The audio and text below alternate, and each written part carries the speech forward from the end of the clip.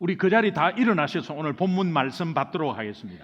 일어나는 것은 하나님이 나에게 주시는 말씀입니다 라는 마음으로 말씀 받도록 하겠습니다. 오늘 한 절인데 로마서 13장 11절 말씀입니다. 우리 천천히 함께 읽겠습니다. 같이 시작.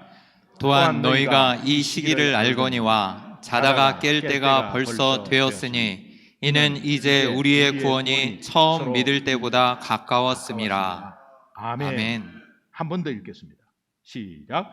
또한 너희가 이 시기를 알거니와 자다가 깰 때가 벌써 되었으니 이는 이제 우리의 구원이 처음 믿을 때보다 가까웠음이라. 아멘.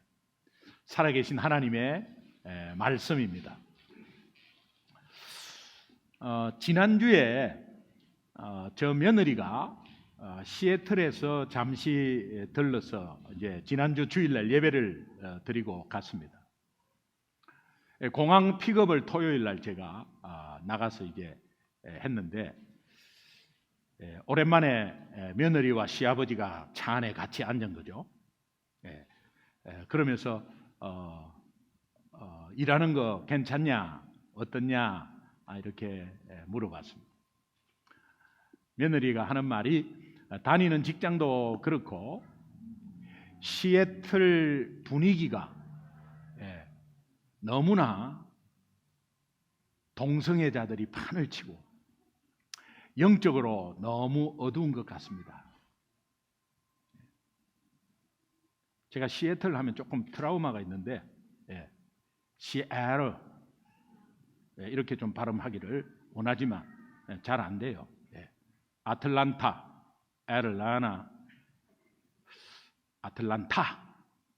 애틀란타, 뭐 이래도 잘 못 알아듣더라고요. 시애틀 그 분위기가 너무나 안 좋다.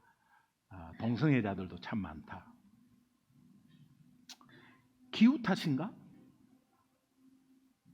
시애틀에 잠 못 이루는 밤에 커피 마시면서 뭐 그렇게 우울증에 걸리고 뭐 거기에 커피가 발달돼 있죠. 6개월 동안 비가 부실부실 오고 요즘은 뭐 부실부실도 아니라 쏟아붓는데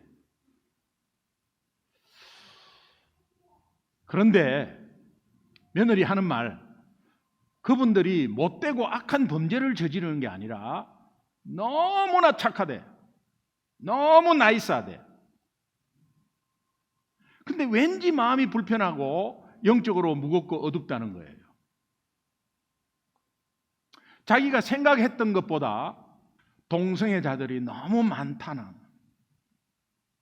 더욱이 그들은 너무나 떳떳하고 자긍심을 느끼면서 자랑스럽게 거리낌 없이 자신을 드러내는 분위기였다는 거예요. 옛날에 우리는 뭐 커밍아웃 했다 뭐 이렇게 이거는 이제 옛날 이야기예요. 반면에 그런 분위기 속에서 자신이 크리스찬이라고 말하기조차 굉장히 어려운 분위기였다. 직장에서 처음 인사하면서 한 9명 앞에서 자기는 크리스찬이고 이렇게 하는데 갑자기 눈이 동그래지면서 아직까지 그런 데 다니냐는 식으로 분위기가 싸해지면서 자기를 보는 눈이 시대에 아주 뒤떨어진 아주 촌스러운 여자로 취급받는 분위기였다는 거예요. 며느리 주변에 크리스찬들이 몇 있었지만 그들은 전혀 자신을 크리스찬이라고 말 한마디 못하고 있는 분위기. 제가 그것을 듣는 순간 지금 며느리도 이 정도면 오늘 우리 자녀들 여기에서 자란 자녀들이 얼마나 순진합니까? 그런데 확고한 믿음 없이 휩쓸렸다가 직장 들어가서 다 그런 분위기에 들어가겠구나라는 위기감이 갑자기 오더라고요. 버스나 회사 광고 포스터에 You are not alone. We are with you. 막 전철에 다 붙어 있고 The society of future. 앞으로의 미래 사회는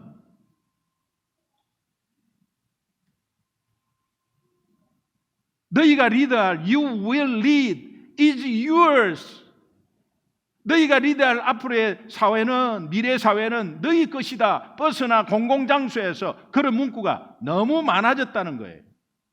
근데 놀라운 것은 이런 문구에 사람들이 불편해하는 것이 아니라 굉장히 익숙하고 자연스럽게 공감한다는 사실이에요.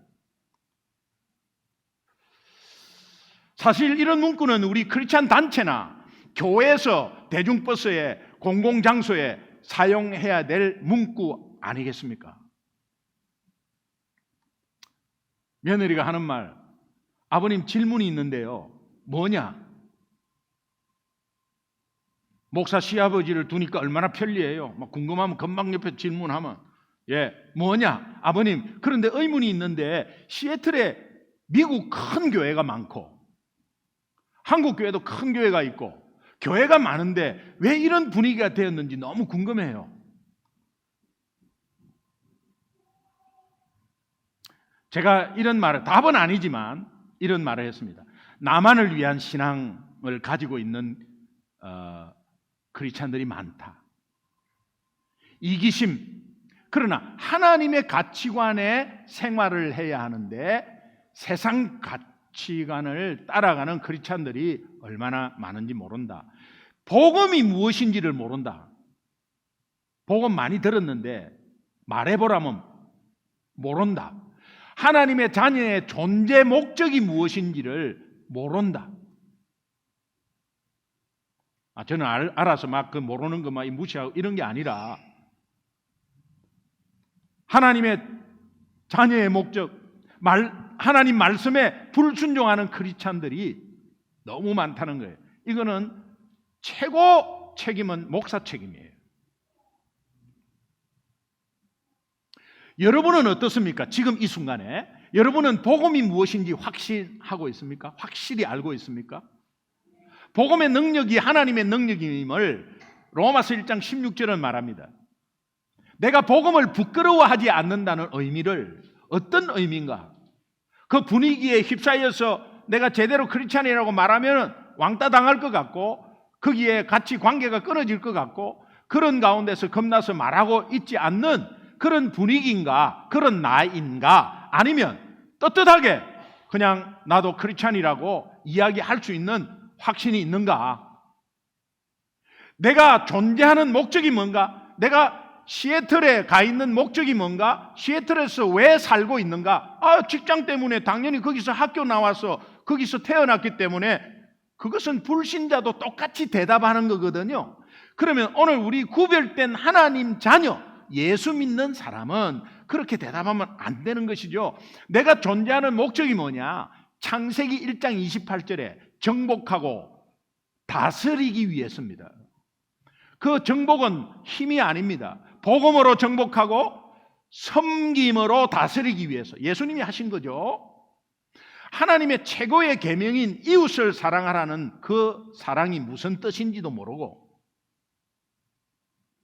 그러나 이것을 깨닫는 크리스찬이 많으면 많을수록 영적으로 어두운 사회는 살아난다고 확신합니다.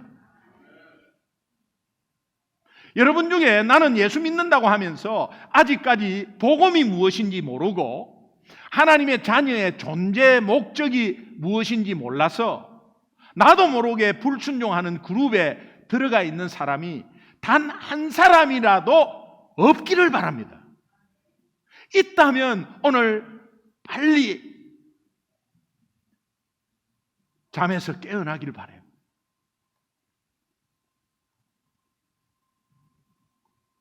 내가 예수 잘 믿고 있고 내가 예배를 드리고 있고 나는 신앙생활을 한다고 분명히 나는 생각하고 있는데 이웃이 죽어가는 모습, 사회가 그런 모습 속에서 그렇지 요즘은 막 다 그런 추세야 이렇게 하는 것보다 안 되겠다, 참 복음이 필요한 때구나, 정말 긴급하게 필요한 때구나라고 느끼지 않으면 오늘 말씀은 잔다고 말합니다. 잔다. 나는 자는 게 아닌데 나 진짜 깨가지고 예수 믿는데요. 여러분 오늘 잘 한번 생각해 보시면 좋겠어요. 이런 맥락에서 본문이 우리에게 한 가지 강력한 메시지를 전하고 있는데 그 메시지는 지금은 잠에서 깰 때입니다. 로마서 13장 11절 본문 말씀 다시 한 번 더 같이 읽겠습니다. 시작. 또한 또한 너희가 이 시기를 알거니와 자다가 깰 때가 벌써 되었으니 이는 이제 우리의 구원이 처음 믿을 때보다 가까웠습니다. 자다가 깰 때 하는 자다가라는 표현은 사람들이 죄악 속에서 묻혀 살면서, 사람들이 하는 것은 일반 사람이 아니고 예수 믿는 사람들, 교회 다니는 사람들이 그냥 죄악 속에 묻혀 살면서 뭐 그것이 큰 문제야? 그 문제 될 게 있어? 그것이 뭐가 큰 죄야? 그렇게 사는 거지 뭐. 그냥 마음 편하게 즐기며 살아. 그리고 뭐 주일날 예배 드리고 되면 되지. 이런 마음 상태. 너희가 이 시기를 알거니와 자다가 깰 때가 벌써 되었나니. 로마서 13장 11절의 말씀은 불신자 예수 안 믿는 사람에게 주시는 말씀이 아니고 너희가 하는 것은 로마 교회의 성도들에게, 다시 말하면 오늘 이 시간에 예수 믿는 우리 독자들에게 말씀해 주고 있는 말씀이에요. 다시 말하면 예수 믿는 자와 여러분에게 주시는 말씀이에요. 그렇다면 본문 말씀은 우리가 죄로 혼탁해진 이 어두운 시기에 잠에 빠져 있다는 것을 전제하지 않습니까? 지금 내가 잠에 빠져 있는가? 나 지금 예수 잘 믿는 걸로 알고 있는데 저는요, 여러분을 판단하지 못하고, 또 그러나 하나님의 말씀은 예수를 믿는다 하면서 이런 사회적인 어두운 곳에 이런 상황을 보면서 내 마음이 안타깝고 내 새끼들이 그 속에서 지금 살고 있는데 거기에 휩쓸려서 내 신앙 다 잃어버리는 그런 상황이 없다면, 여러분의 그 안타까움이 같이 있지 않으면 잠자는 거다고 말합니다. 주일에 교회 나가서 예배 드리면 되지 또 뭘 원해? 나만큼 신앙생활 해보라 그래. 맞습니다. 여러분 너무 귀합니다.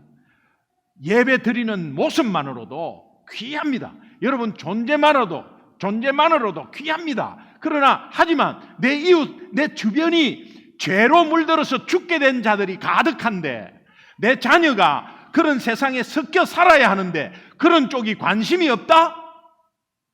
자는 것입니다. 이민생활 어렵습니다. 먹고 살기 바쁩니다. 한 주간 금방 가버립니다. 그러나 지난주도 그렇게 가버렸죠? 근데 내일은 내 시간이 아닙니다. 오늘 마지막이 될 수 있습니다. 내일은 내 시간이 아니에요.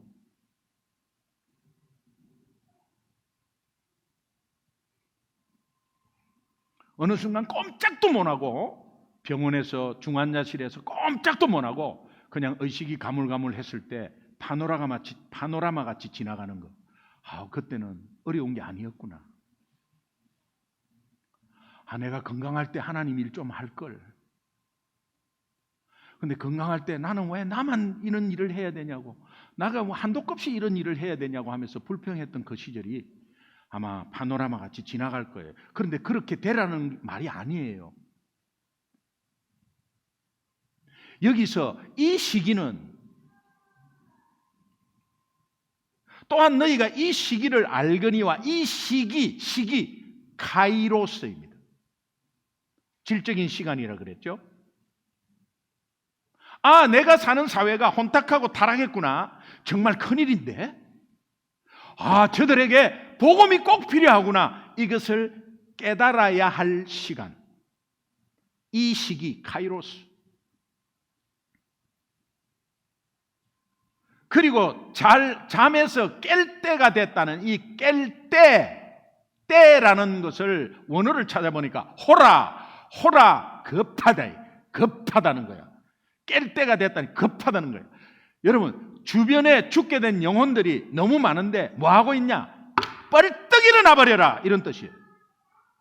자다가 깰 때가 됐다. 뭐해? 뻘떡 일어나, 뻘떡.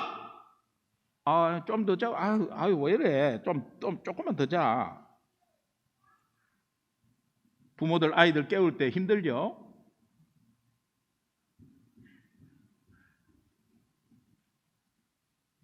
피곤한데 계속 깨우니까. 근데 하나님은 여러분 자고 있으면 안 되니까. 자고 있을 때 잠자는 자의 특징은 자기가 자고 있다는 걸 몰라요. 구약에 보니까 요나 선지자가 하나님의 명령을 어기고 니느웨로 가라 그랬는데 다시스로 자기가 가고 싶은 대로 갔어요. 불순종의 죄를 짓고 도망간 거죠. 그런데 요나가 불순종이 죄인 줄 몰랐기 때문에 죄를 짓고도 배 밑에서 아주 편하게 잠을 자고 있어요.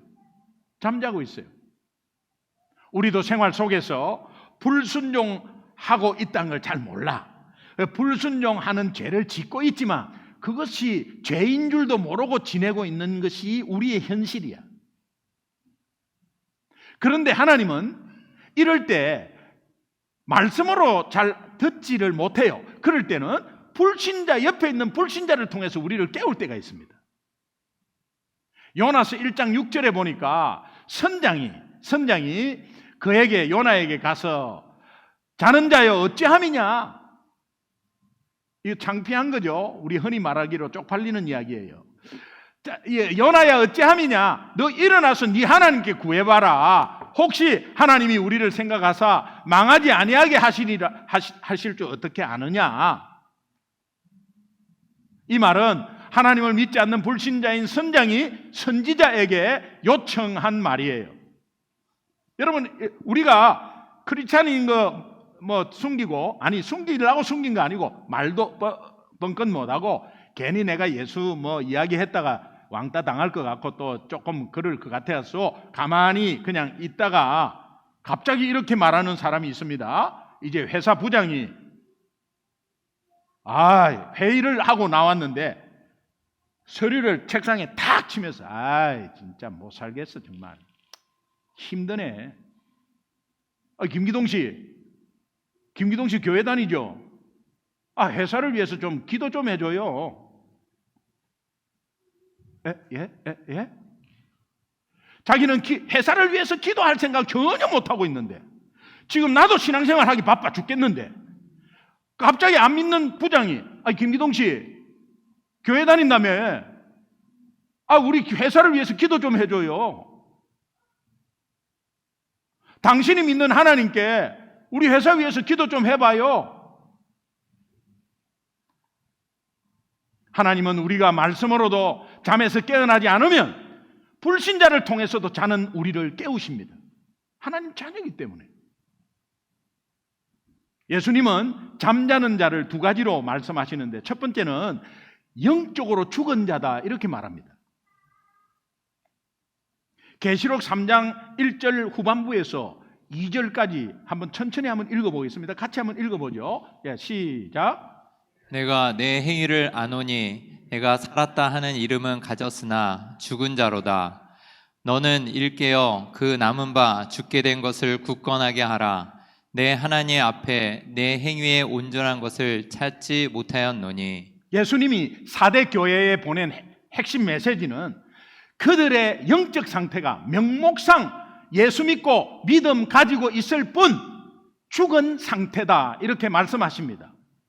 그리고 아직 남아있지만 아직 살아있지만 죽게 된 자가 있다는 거예요. 옆에 죽게 된 자를 굳건하게 하라. 이 말은 네가 복음으로 그들을 살려야 되고 복음으로 회복시켜야 된다. 4대 교회를 향한 예수님의 꾸짖음, 너는 살아있지만 죽었어. 너 예수 믿고 있지만 지금 그런 잠자는 상태는 죽은 거야. 이 꾸짖음이 오늘 영적으로 너무나 곤히 잠자고 있는 우리를, 저와 여러분을 향해서 하나님이 깨우시는 긴박한 음성으로 들었으면 좋겠어요. 예수님이 나를 향해서 왜 이렇게 긴박하게 꾸짖는 거죠? 그 이유는 언제 주님이 다시 오실지 모르니까 그래요. 내일이 내 시간이 아니니까. 이걸 잘 말해주는 게 계시록 16장 15절 말씀. 천천히 한번 읽어봐요. 시작. 보라, 내가 도둑같이 오리니 누구든지 깨어 자기 옷을 지켜 벌거벗고 다니지 아니하며 자기의 부끄러움을 보이지 아니하는 자는 복이 있도다.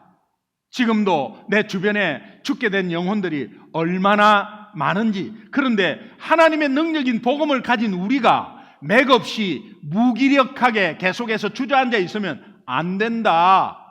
그런 말씀이에요. 시간이 없어요.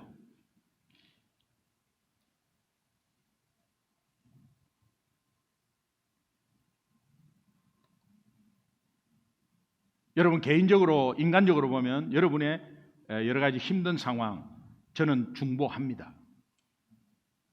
그러나 이제 예수 믿는다면 뭔가 한 단계 올라서야 돼요. 또 예수님이 잠자는 자를 어떻게 말하느냐? 주님의 재림을 맞이할 준비가 안 된 자다. 그렇게 말합니다. 마태복음 25장 13절을 보면은 그런즉 깨어 있으라. 너희는 그 날과 그 때를 알지 못하느니라. 예수님은 천국은 마치 등을 들고 신랑을 맞으러 간 열 처녀를 비유하는데, 그 열 처녀 중에 자고 있다가 기름을 미처 준비하지 못해서 기름을 사러 간 사이에 신랑 예수님이 와버렸어요. 그들은 혼인잔치에 들어가지 못했어요. 잠자는 자는 주님의 재림을 맞이할 준비가 안 된 상태를 의미한다. 예수님이 말씀하셨어요. 다시 말하면 자고 있다는 것은 주님이 갑자기 오실 때 맞이할 수 없는 영적 상태를 말합니다. 깨어 있다는 것은 준비한 상태. 제가 예수 안 믿고 제 아내가 예수 믿었을 때 교회 가자는데 저는 아침부터 미쳤냐? 교회 가게.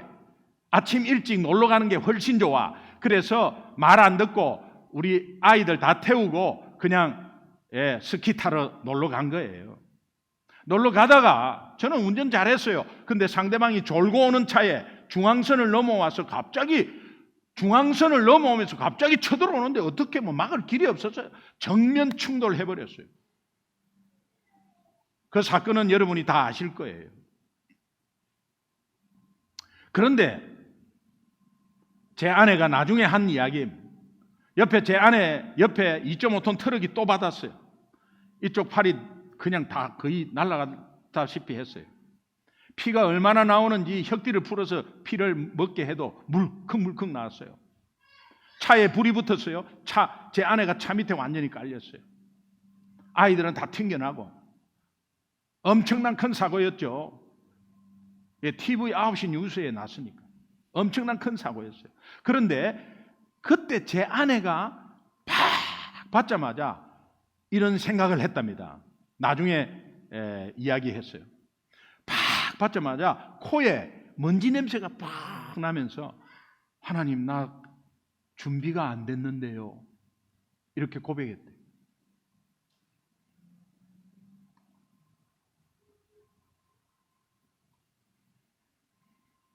여러분은 주일날 어기면 교통사고 난다 이런 게 아니에요. 우리가 준비해야 되는 것이 있어요. 준비. 항상 5분 뒤를 몰라. 제가 교통사고 정면 충돌하기 전 5분 전에 예수가 반미기죠. 하나님이 살아 있으면 나와보라 그래. 이렇게 했어요. 근데 5분 뒤에 우리 영상 같은 거 보면은 사고 나는 영상 보면은 막 기가 차요. 자, 평화로워. 근데 하면 휙 돌아버려.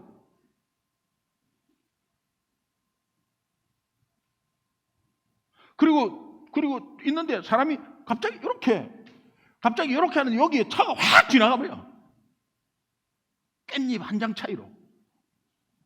이런 상황들이 유튜브 보면 많이 나와요.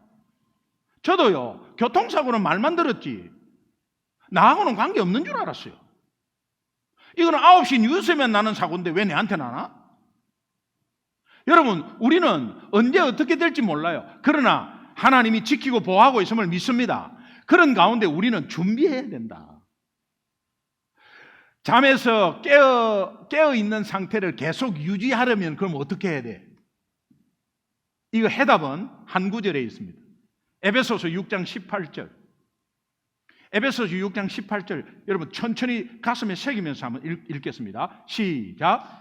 모든 기도와 간구를 하되 항상 성령 안에서 기도하고 이를 위하여 깨어 깨어 구하기를 구하기를 항상 항상 힘쓰며 여러 여러 성도를 성도를 위하여 위하여 구하라. 구하라. 이 말씀에서 기도에 힘쓰면 깨어 있는 상태래. 그런데 기도하는 것은 깨어 있는데 특별히 중보할 때 계속 깨어 있는 거예요. 여러분은 지난주에 깨어 있었습니까? 목사님, 저 예수 믿은 지 얼마 안 되고 저는 아무것도 몰랐어요. 아니에요. 제가 지금 가르쳐 드리잖아.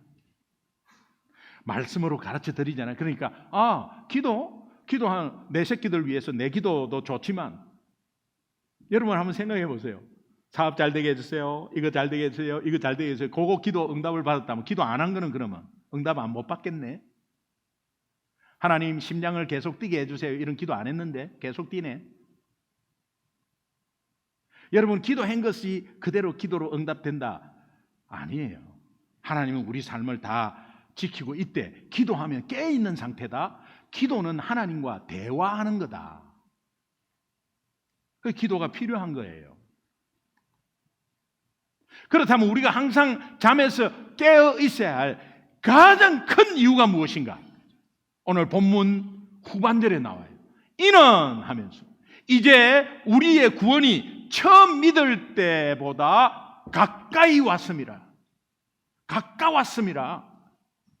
여기서 말하는 구원은 미래의 구원입니다. 예수님이 다시 오실 때 우리가 영원한 하나님 나라로 영광스러운 몸을 입고 들어가는 것을 말합니다. 구원은 세 가지죠. Justification. 나 구원받았어. 죄 해결받았어. Justification. 그 다음에 그 구원받은 사람이 이 땅을 살아갈 때에 자꾸 변화하는 모습, Sanctification. 성화. 그 다음에 그 성화하면서 변화한 모습으로 부족하지만 늘 가다가 주님 재림 오실 때 영화로운 구원, Glorification. 여기서 말하는 것은 Glorification. 이 말씀은 우리의 구원이 처음 믿을 때보다 가까웠다는 것은 세상의 유혹과 죄를 이기기 위해서 예수 재림에 대한 소망을 가지라. 그런 뜻이에요. 죽음의 두려움이 없어지는 것. 오은영 박사의 이 상담하는 프로가 있는데 여러분 저는 그거 자주 봐요. 가수 알리 씨가 나왔더라고. 들어보니까 제목 명칭이 명칭이 아니라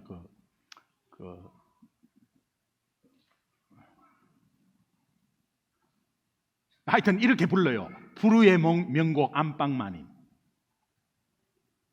그 알리 씨가 죽음에 대한 공포가 있더라고. 잠을 못 자고 가위 눌리고 한 주에 꼭 무서운 꿈을 늘 꾸고 그거를 들으면서요. 주변에 예수 믿는 연예인 중에 조금 깨어있는 사람이 있었으면 좋겠다. 저 알리 주변에 잠자고 있는 크리스찬 말고 지금 깨어있는 연예인 꼭 예수 전하기를 기도했어요. 여러분도 기도해 주세요.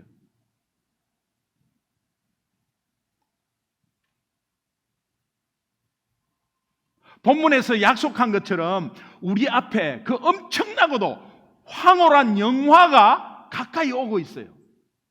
세상이 아무리 어둡다 할지라도 우리가 낙심하지 않을 이유, 또 두려워하지 말아야 할 이유는 우리의 영원한 하나님 나라 입성이 가까이 오고 있기 때문입니다.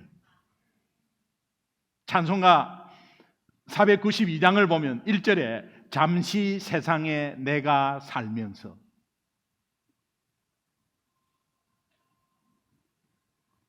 세상은 힘들고 어려워요. 근데 항상 찬송 부르다가 이 세상은 잠시 들렀다 가는 나그네의 삶이에요. 이 여정에는 예상 못할 어려운 장애물이 분명히 있어요.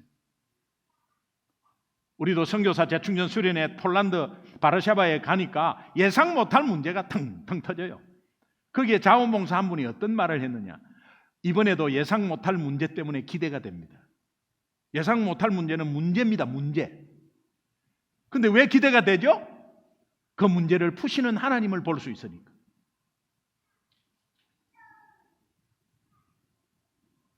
여러분, 여행을 처음에 가면 신나요. 근데 여행을 한 달 해보세요. 그러면 어디 가고 싶어요? 집에 가고 싶어요. 그래서 제가 딱 정답을 다 할 수 있도록 해줄게. 집 나가면 고생이다. 어떤 여행도 처음에는 좋을지라도 집 나가면 떠나면 고생이에요. 그런데 이런 고생, 즉 고통과 유혹이 분명히 있지만 이것을 이기는 원동력이 어디에 있느냐? 나 집에 가면 쉴 수 있다. 나 집에 가면 내 늘 자던 침대 쭉 다리 뻗고 그 편리한 거기에 내 집이 있다. 날이 저물어 오라 하시면 영광 중에 나아가리. 예수님 다시 오시면 하나님 자녀가 가는 영광스러운 구원이 있다. 예수 재림에 대한 소망을 말하는 거예요. 이것은 그 소망하면은 오늘의 고통, 어려움, 스트레스, 도저히 약으로 치유할 수 없는 그런 것들을 능히 이길 수 있다. 찬송가 2절에 보니까 눈물 골짜기 더듬으면서 나의 갈 길 다 간 후에 주의 품 안에 내가 안기어 영원토록 살리이다. 본향에 안기면 그 평안함은 상상을 초월해. 저는 안 가봤어요. 근데 예수 믿으니까 편하더라고. 그리고 또 하나님이 생각하면 평안이 오더라고. 그 평안은 맛본 거죠. 빨리 본래 음식 먹고 싶어요. 마누라가 된장찌개를 막 하면서 배 고파 죽겠어. 된장찌개 막 하는데 냄새가 탁 나. 예, 된장찌개 끓는 소리가 야, 배고파 죽겠다. 빨리 먹자. 여보, 이 간이 맞는가 한번 봐요. 한번 봐요. 맛있다 이거. 맛있다. 그러면 그 본래 된장찌개 맛을 알 수 있어요? 없어요? Would you please 대답을 좀 해주세요. 맛을 알 수 있어요? 없어요? 오늘 예수 믿고 평안을 느꼈습니까? 맛본 거예요. 진짜 음식 먹고 싶죠? 그러면 재림에 대한 소망을 가져야 돼. 그것 때문에 우리의 고통, 우리의 고난, 힘듦을 이길 수 있는 거예요. 알리가 죽음의 두려움이 어디서 오느냐? 여기가 없기 때문에 그래요. 4절 보면 한숨 가시고 죽음 없는 날 사모하며 천국입니다. 기다리니 내가 그리던 주를 배울 때 나의 기쁨 넘치리라. 주님 이제 만났어요.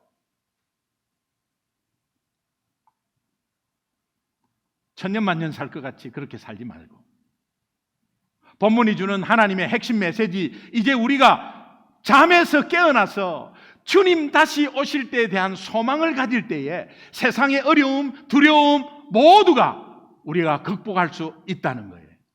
이 땅은 영원한 곳이 아니기 때문에 부귀영화도 잠시입니다. 지나갑니다. 나그네의 여정입니다. 언제 오실지 모르지만 분명히 오실 예수님을 맞이하는 단장한 신부가 되어서 깨어 일어나서 예수 다시 오심을 소망하고 승리하는 여러분 되시기를 주님의 이름으로 축원합니다. 우리 옆 사람에게 한 번만 진심으로 전심을 다하여 이렇게 한번 이야기합시다. 친하면은 어깨를 잡아도 좋고 해서 이렇게 이제 그만 일어나세요.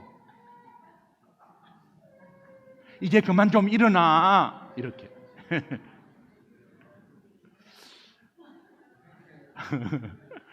자, 따라합시다. 크게 따라합시다. 지금은 잠에서 깰 때입니다. 지금은 잠에서 깰 때입니다. 지금은 잠에서 깰 때입니다. 우리 기도합시다.